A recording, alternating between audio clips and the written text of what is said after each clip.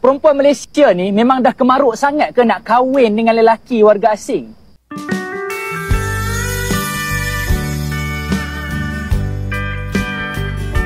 Warga asing di Malaysia semakin membuat resah warga Malaysia. Oke, seperti apa videonya? Sebelum kita berkomentar, kita akan lihat dulu. Perempuan Malaysia ni memang dah kemaruk sangat ke nak kahwin dengan lelaki warga asing?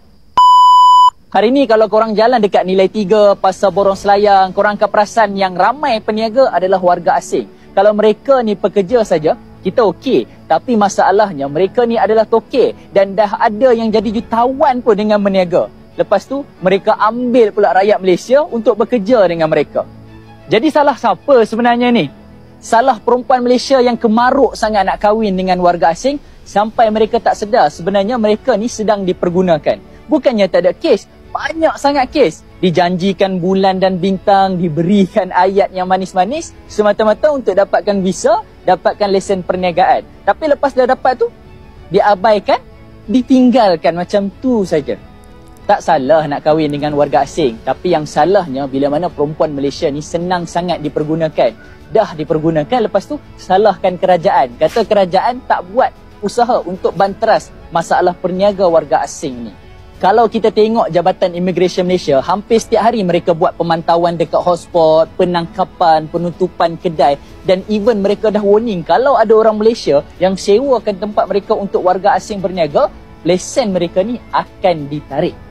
Tak guna kalau Yang Berhormat Datuk Seri Saifuddin Nasution dah gerakkan immigration untuk betul-betul banteras isu peniaga warga asing ni, tapi kalau akhirnya korang sendiri yang menjadi duri dalam daging, ajak atau mengalu-alukan peniaga warga asing ni untuk semakin berleluasa dekat Malaysia ni.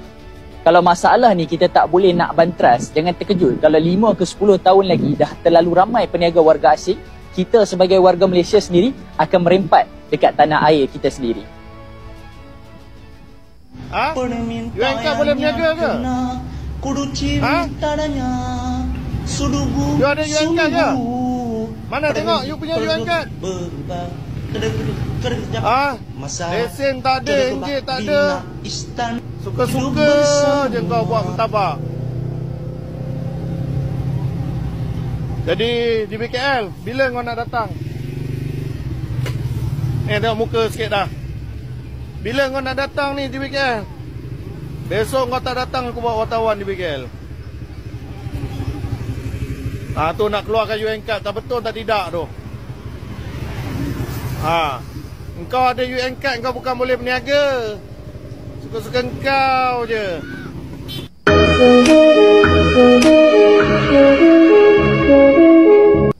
Kita rakyat Malaysia, saya sabar TBT lah.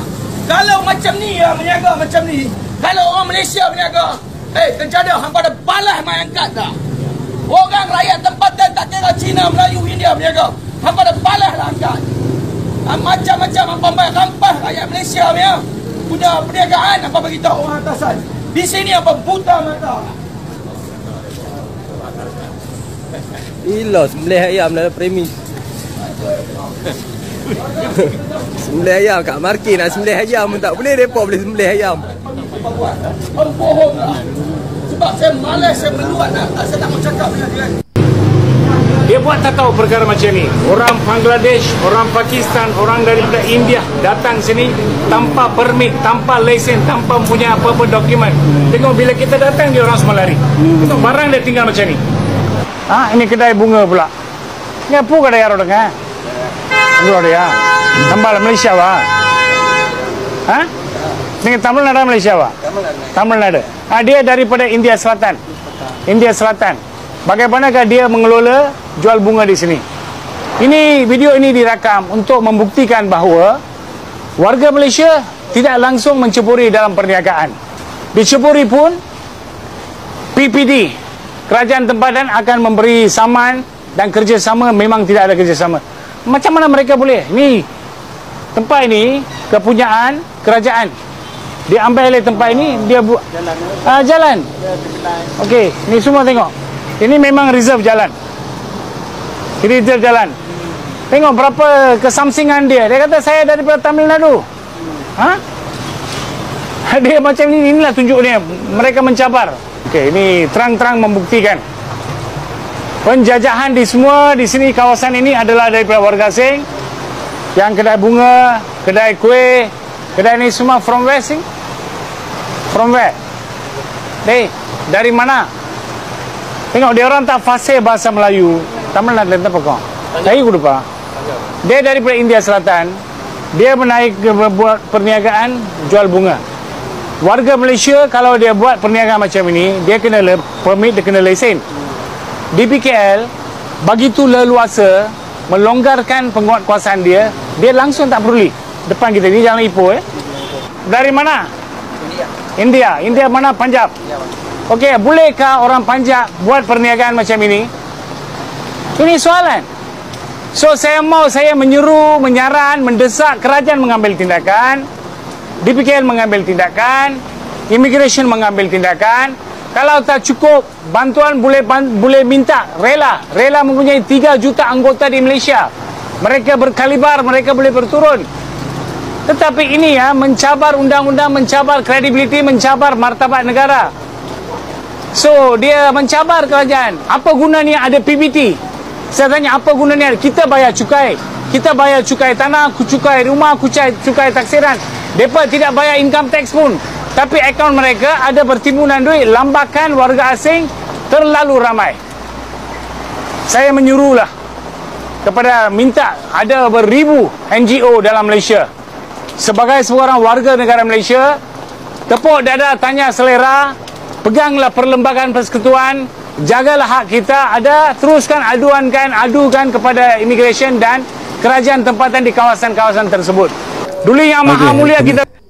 Oke teman-teman ya, demikian bagaimana keresahan dan kekhawatiran dari warga tempatan Malaysia dengan keberadaan warga asing di sana. Bagaimana tidak, keberadaan warga asing yang terlalu banyak dan sudah bebas beraktivitas selayaknya di negaranya sendiri. Inilah yang menimbulkan kemarahan, kekhawatiran dari masyarakat tempatan. Warga asing di Malaysia sudah bebas berdagang di pinggir-pinggir jalan, membuka toko. Inilah ya sebenarnya yang tidak boleh menurut undang-undang di sana. Tapi kenyataannya justru warga asing ini memonopoli perdagangan, sehingga otomatis ekonomi pun dipegang oleh warga asing. Oke teman-teman ya, demikian videonya. Bagaimana nih menurut teman-teman? Silakan teman-teman bisa berkomentar. Terima kasih. Wassalamualaikum warahmatullahi wabarakatuh.